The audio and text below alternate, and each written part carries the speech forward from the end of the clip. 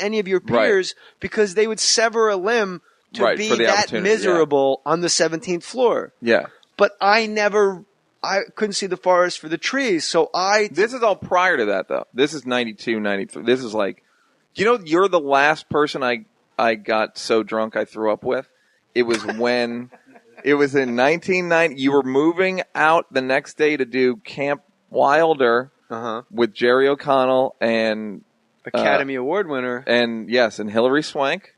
And she has 2 Oscars. It's a big deal. Jerry's good in a play now. Meryl Streep has 1 Oscar. Well, all right.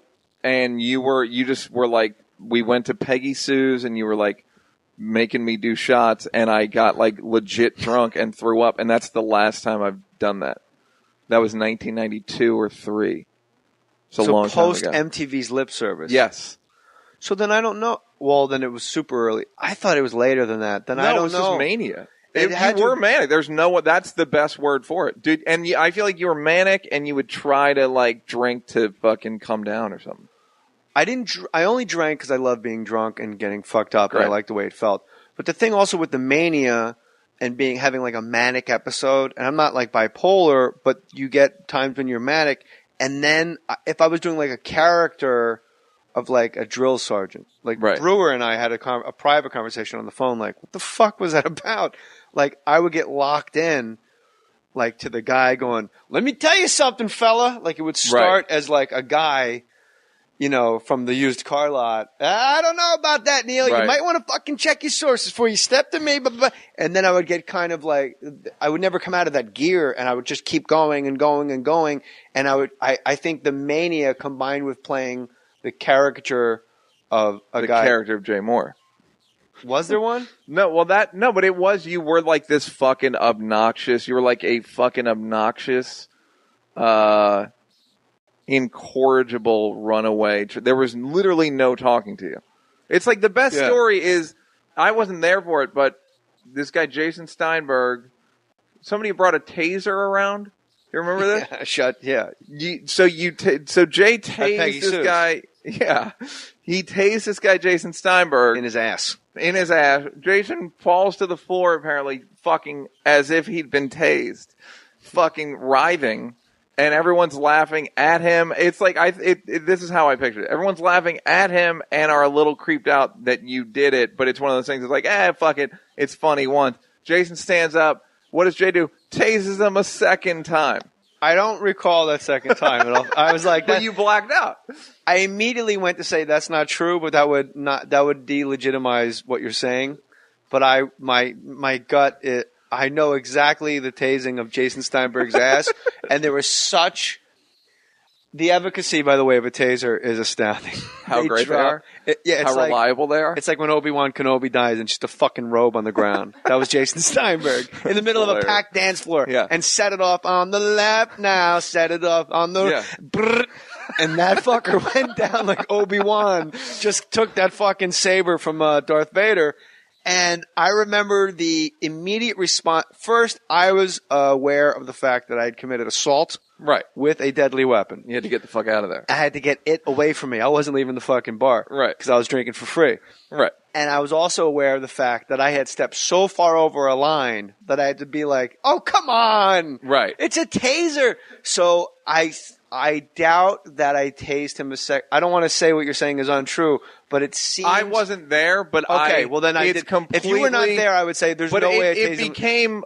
It immediately became 2 tases within 24 hours, which that's what makes me believe that you did tase him. Also, it's more in your character at that point to have tased someone twice than once. The panic... realizing I just fucking tased another human that did nothing. There was no aggression, like as a joke. And the need to get the taser out and get this person up and running and not go tell the police would completely whiteboard erase the second tasing.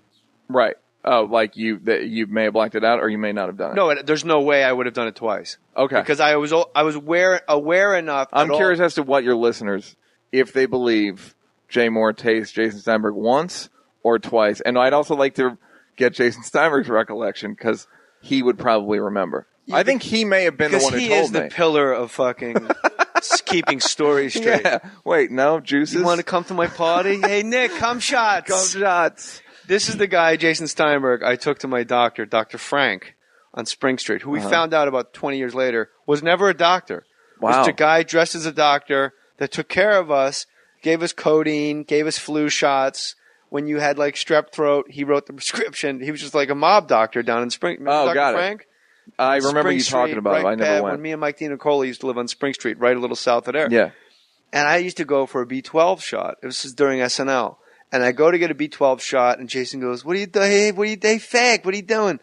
And I go, "I'm going to get B12 shots." And he goes, "Cum shots, all right." You know, he had a bit of echolalia with the word cum shots. Yeah.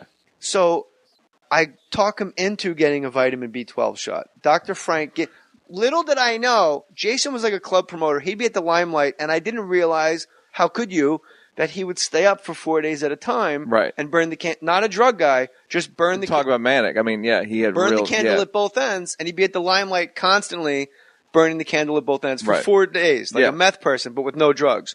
So when the vitamin B12 hits his system says, what the fuck? Yeah. And again, he hits the deck like Obi-Wan Kenobi's. And he's just laying there having a seizure, and Dr. Frank grabs him and slaps him in the. Oh, I had my shot first. He shoots me with the shot. No, all right, let me get this straight. I'll tidy it up in post. It looks your show. He gives Jason. All right, everyone's starting right now is exactly how it happened. Dr. Frank gives Jason a vitamin B12 shot, switches the needle out, gives me a vitamin B12 shot. As he's giving me my shot, Jason has a grand mal seizure and hits the deck. And Dr. Frank grabs him by the shirt, by like the lapels, and is going, "What's wrong with your friend?" And he's slapping Jason in the face, going, "Stop it." And you didn't realize he's not a good doctor. No, didn't realize it at all. Yeah, free codeine. He's going, "Stop it. Stop it." He goes, "Something's very wrong with your friend. This is not normal." And in hindsight, it's a B12 shot. It's completely like you have to stay up for 4 or 5 days to have your body freak out from a B12. Right. No one's allergic to B12.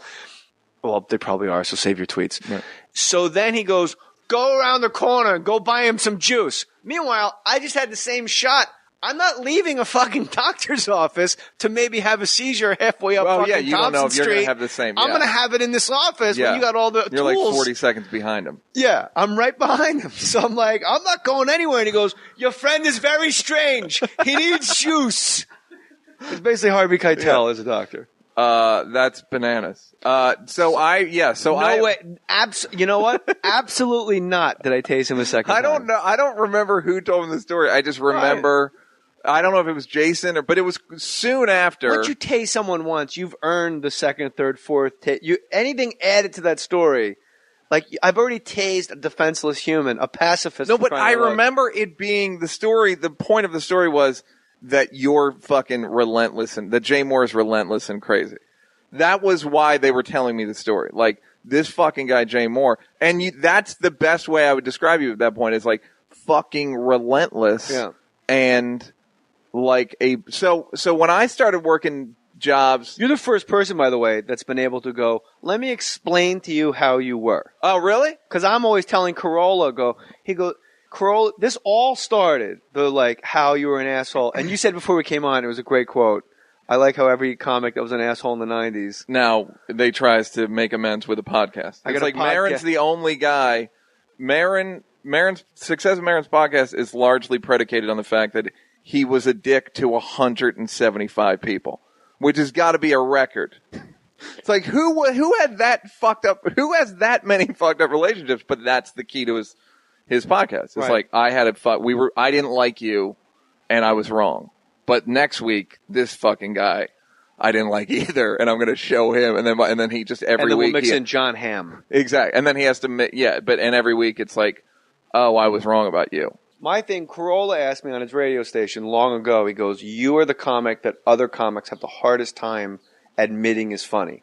And I said, "Really?" And he said, "Yeah, like I'll tell people Jay Mohr was in here, and he absolutely obliterated, never seen any," and they'll go, "Eh." And I'll go, "No, you don't understand. He was just here, and I'm telling you, I've never seen again." You know what? The word relentless was used. Right. They would say you were relentless, or Adam would describe you as relentless on the show? Relentless. It was like the fucking Normandy invasion. Yeah, no, I've heard that about you doing radio too. I didn't disagree or agree. I was just like, oh, cool. I didn't surprise him. And he said, why is it? And I said, because I was just I was an asshole. And nobody wants to go, that guy that slighted me sure is great when he's on your show, Adam. Yeah, but having said that, a lot of people have nice shit to say about you too. There are people that I think it's a 10-year living the right way. But I also think it's like Ralphie May. Hey, Claire. Ralphie May. I just heard Kreischer on Maron's podcast saying that you're the reason Dom Irera, when I told him I was doing your show, was like, Dom. Jay basically got me a part on a sitcom just by helping me for a Damon Wayans sitcom. Like, you were just relentless with helping him audition for it. I'm a grinder, Neal. Tell me, dude, I'm the worst grinder. You know what I call myself now is when I Miggs somebody. That's what Hannibal Lecter did. I always do it to my writing partners or editors. Miggs was Hannibal Lecter's neighbor who told Clarice that he could smell her cunt. Yes. And then the next day, I can smell your cunt. Yeah. The next day, Hannibal Lecter drove him so crazy that he ate his own tongue. He made Miggs eat his own tongue just by talking to him through the wall. And that's how I consider myself. Like, I can fucking, and you're the same way, where you're just fucking relentless and you get something in your craw where you're like, I'm fucking feel this way about you and I'm not going to stop doing this. What do you mean you're not sure if you want to do it? It's a sitcom. You're Dom Irera. I don't know the specifics. I don't even remember it. But it's like, and you got to be off book when you go in there because they don't want you. They want 15 other guys. You got to go in there and create a fucking problem, Dom. You got to go in there and be the guy where they go, where the fuck did he come from? Yeah. But I'll obsess. Yeah. And I'll call back the next day going, are you off book? Are you off book? Are you off book? Yeah, and there's a positive, that's the positive use of it. The negative use of it is like, that's my stove and my fucking painting and my records. And it's like, okay. And you just, cause you must have had it in your head, like, that I was somehow either a perceived weakness in me that you wanted to fucking grind all the way down. Never. Or a perceived something that made you want to. It wouldn't have mattered who was on the futon. Got it. It wouldn't have mattered. That was a monologue you needed to deliver. Yeah.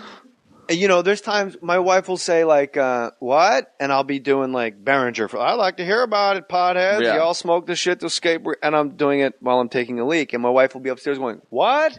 Yeah. And I'm like, Lias was a water walker. Do-gooder. Yeah. And she'll go, what? And I go, trying to fight this war like them politicians. One hand tied behind his balls.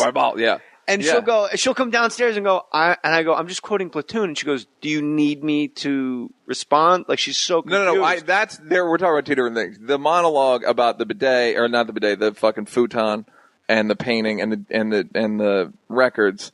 That's some relentless shit in your head. Yes. I'm tying it to present day where I'll walk around the house just vomiting sounds. Right, but what I'm saying is, and if she said, what do you think that thing of needing to reduce me at that point, or reduce Jay, or having needed to reduce people? It felt like maybe a preventative measure. Yeah, I mean, my dime store psychology would say, having my legs taken out my whole life, I'm just going to beat you to the punch. But by whom? Just the neighborhood. Right. Older kids kicking the shit out of you every day. Public schools in New Jersey, just not being Italian, having the actual cast of the Jersey the worst Shore. Crime you can commit.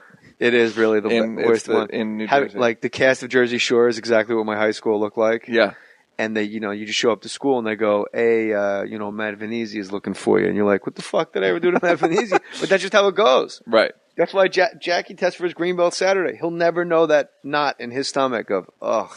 He'll say, "Why don't you just bring him out and let's get it over with?"